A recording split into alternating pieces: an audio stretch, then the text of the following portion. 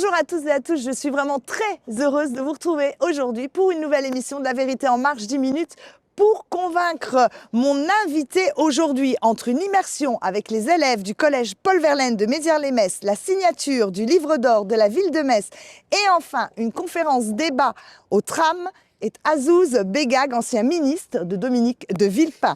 Homme politique, écrivain et chercheur français en économie et sociologie, Azouz Begag, vous êtes aujourd'hui chercheur au CNRS. Bonjour Monsieur le Ministre. Bonjour Laurence. Alors c'est au cœur de la ville de Metz, à côté de l'hôtel de ville que nous allons échanger ensemble. Que vous inspire ce lieu? Je trouve que tout ce qui est jaune là derrière moi, ça donne une couleur italienne à cette ville et j'aime beaucoup.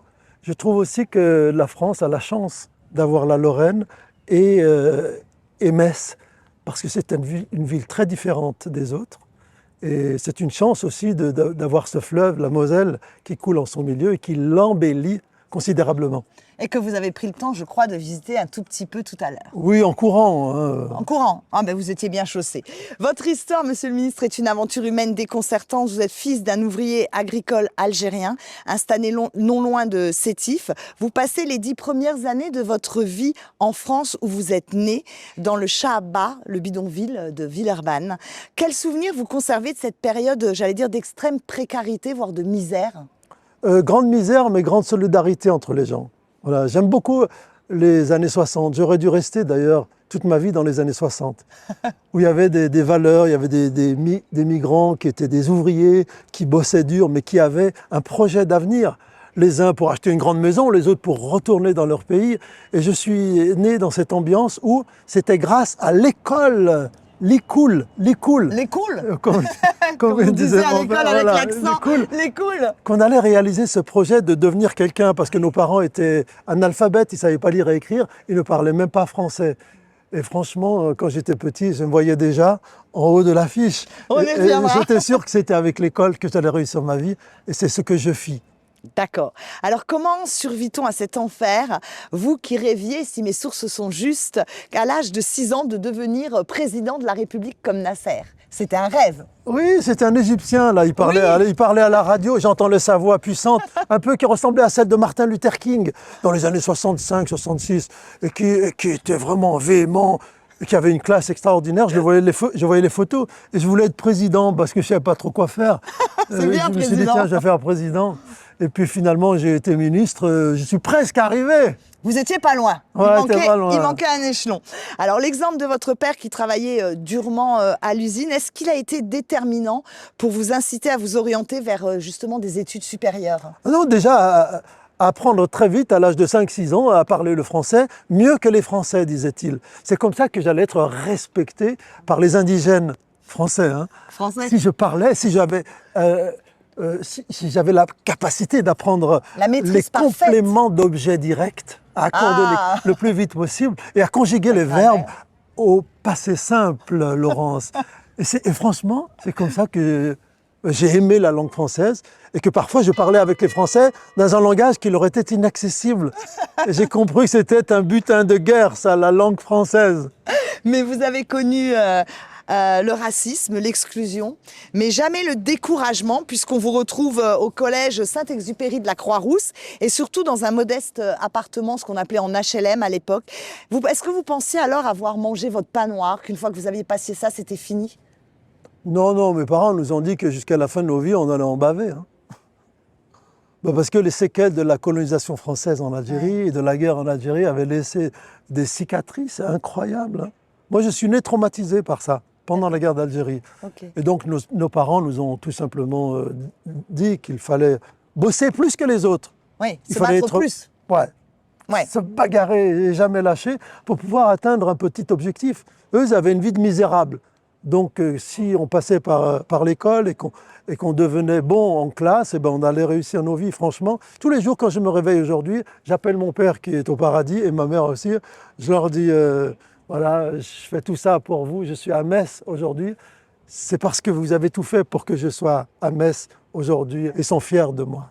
Ouais, ils sont fiers de toi. Rendre les parents fiers. C'est ce que j'allais dire, rendre ses parents fiers. Ouais. C'était mon objectif, voir les parents heureux d'avoir fabriqué un gamin qui allait devenir ministre. Mais ils ne le savaient pas. Oui, c'est C'était impossible. pour eux, Ils n'ont voilà. même pas imaginé dans leurs c'était- rêves les plus fous. Ouais. Alors, lors d'un voyage familial en Algérie, vous échappez à l'enrôlement dans l'armée algérienne alors que vous êtes en plein cycle universitaire en France. C'est un tournant dans votre vie. Comment vous savez tout ça? Ah mais moi je me suis super bien renseignée, Aziz.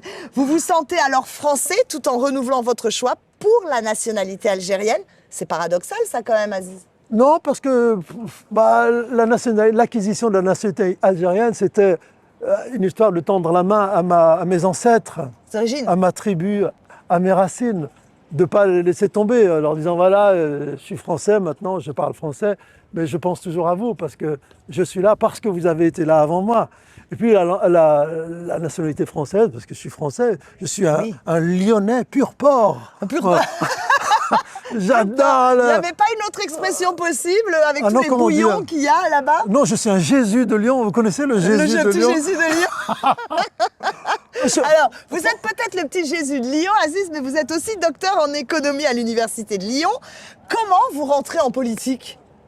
C'était, comme on dit chez nous, le mektoub. C'est-à-dire que c'était mon destin.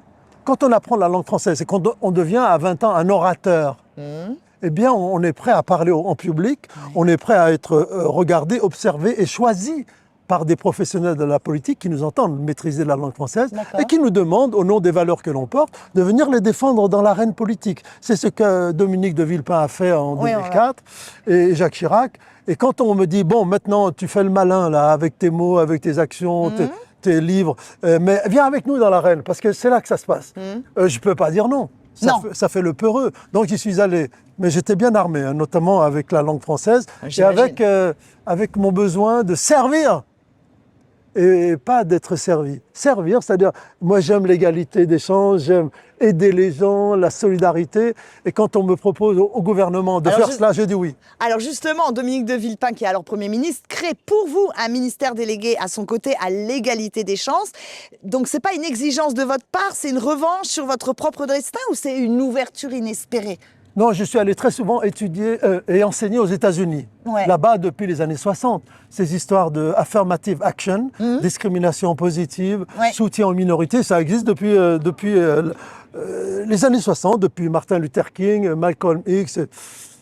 Et donc, moi, c'est normal qu'ayant été formé dans ce jus de l'égalitarisme et dans ce rejet des discriminations et de la ségrégation qu'a subi Madame Rosa Parks, par exemple, eh bien, quand j'ai 25 ans, 30 ans, je suis à fond dedans au CNRS et que tôt ou tard, Dominique de Villepin ou un politique me repère en me disant « Bon, ce que tu fais avec l'égalité des chances, il faut essayer de le faire en France aussi. » Et j'ai dit oui, j'y suis allé.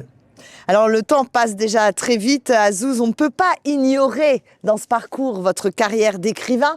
Elle est phénoménale, le mot est faible. Une centaine d'ouvrages à votre actif. Le Gaune de Chahabait, est-ce que c'est le plus incarnant pour vous? Oui, mais le dernier aussi qui s'appelle « Hier, je suis devenu grand ». Donc tous les livres, en fait, incarnent une partie de mon puzzle. Ouais. Mais le premier, ouais, il m'a sauvé la vie. C'était la première marche pour monter dans l'ascenseur social et devenir quelqu'un et donner un nom à mes parents qui n'en avaient pas parce qu'ils n'étaient personne. Ils étaient personne. Alors quel sera votre prochain livre, Azouz? On peut se poser la question. Bah, je rêve depuis 30 ans d'écrire une histoire d'amour parce que je n'ai jamais connu l'amour. Ah oui? Donc j'essaye de l'inventer. Ouais. J'avais toujours peur de l'amour. Ma mère me disait toujours « Méfie-toi des femmes. Tu lui donnes ça, elle te prend le bras. » Elle m'a éduqué à ne pas me laisser faire par les femmes pour pouvoir me garder pour elle, toute seule, je crois ma maman. Oui, c'était cet amour filial qui Ouais, était plus elle ne fort voulait que pas tout. que d'autres femmes, même plus D'accord. qu'elle. Mais aujourd'hui, vous avez le droit, vous savez? Ben, j'ai peur. Je vous donne l'autorisation, Azouz. J'ai peur parce que je me dis, si la prophétie de ma maman Est se vraie manifeste, c'est-à-dire que je vais être enlevé par une... Donc je vais écrire un roman pour faire semblant d'avoir été au moins D'accord. une fois au courant de l'amour. Donc moi, je saurais que c'est pas vrai. Et qu'est-ce que vous apporte l'écriture, en fait? C'est une thérapie maintenant. Ouais, Genre, ouais. si je n'avais pas ça, Laurence, Ouais, je comprends. Dans le monde ben, actuel, j'irais directement à l'EHPAD. c'est pas très chouette. Qu'est-ce que je ferais si je n'ai pas l'écriture? Tous les jours, quand je pars, quand je suis à Metz aujourd'hui, ô combien stimulante pour l'imagination littéraire. Je prends des notes, je regarde des choses, je note. Et peut-être dans 6 mois, 1 an, je vais écrire Quelque chose qui aura un rapport avec qui ça. se déroulera à Metz. Ah ouais, ça Je serait ne sais pas chouette. pourquoi encore. Mais... Je voulais aller voir les vitraux de Chagall. Oui.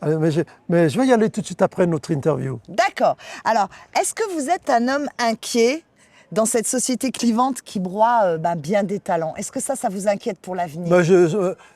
Laurent, je suis mort de peur. Oui, c'est plus que de l'inquiétude. Dans ce qui est en train de se dérouler sous nos yeux. Les élèves du collège Verlaine où nous fûmes ce matin, qui sont complètement les mains dans le cambouis des réseaux sociaux, là, des TikTok, et je comprends rien à ça, moi. Et qui sont la proie vivante de l'intelligence artificielle. Et ils vont se faire manger les plus vulnérables. Et ils vont être encore plus vulnérables quand la machine va leur dire « Mais t'embête pas, tu vas pas te mettre à travailler, à lire des livres, non? Qu'est-ce que tu cherches? Tu veux faire une rédaction sur quoi ?» Pose la question à l'IA. Ah ben voilà, et en 2 minutes. Et ceux-là, ils auront perdu l'essentiel de la vie, c'est-à-dire faire un chemin pour arriver vers un objectif. Faire un chemin pour devenir écrivain, faire un chemin. C'est ça qui compte dans la vie. Quand je fais du sport, moi, c'est pas d'arriver au bout de la ligne d'arrivée, c'est de faire du sport. Pendant que je fais du sport, je réfléchis, je travaille, je fais des animations dans ma tête. Mais c'est pas d'arriver. Je m'en fiche d'arriver. C'est de parcourir le chemin. C'est de parcourir le chemin et chacun doit trouver le sien. Ça, c'est un mot-clé. Ouais, le chemin, c'est un mot-clé. Le chemin. Le chemin, je ne l'oublierai pas. Maintenant, je vais vous demander, monsieur le ministre, et on va essayer de mieux cerner votre personnalité. Bien que là, on a bien compris un petit peu qui était Azouz Begag. Exactement. Mais on va faire des petites questions inattendues. Moi, je vais vous proposer à chaque fois 2 options et vous avez un seul choix. Bon. Si vraiment ça ne vous convient pas, vous pouvez dire Joker, Laurence, ou alors, bon, je prends les 2, ou alors aucun des 2, j'en choisis un 3e, ok? Mais c'est un peu comme un jeu de ping-pong. Il y en a beaucoup de questions parce que j'ai pas beaucoup de temps là. Non, le maire m'attend. Oui, il va vous attendre, vous inquiétez pas. Bon j'ai peur. On est largement dans les temps. Il a peur. Alors, on commence, c'est parti, vous êtes prêts? Oui. Allez, Azouz. Gad Elmaleh ou Redouane Bourguet-Raraba? Redouane, il est vraiment formidable. Ok. Zinedine Zidane ou Alain Mimoun? Alain Mimoun? Il avait 90 ans quand même, il marchait 10 km par jour. Zizou. Zizou. Isabelle Adjani ou Lina Koudry? Ah, c'est une bonne question ça. Il aime pas l'amour, mais il aime bien les femmes quand même, hein? Difficile de choisir. Isabelle, c'est une légende. On est d'accord. Jacques Attali ou Bertrand Delanoë? Oui, Bertrand Delanoë. Jacques Attali. Jacques Attali. Albert Camus ou Jean-Paul Sartre? Camus, bien sûr. Bien sûr. Alors là... J'habite à côté de chez lui, à Oran. Non, on ne veut pas savoir où tu habites à Oran. Ok. Charles Aznavour ou Renaud? Ah. Allez. Je vous parle d'un temps dont les moins de 20 ans ne peuvent pas connaître. Montmartre en ce temps-là accrochait ses lilas jusque sous nos fenêtres. Oui, en fait...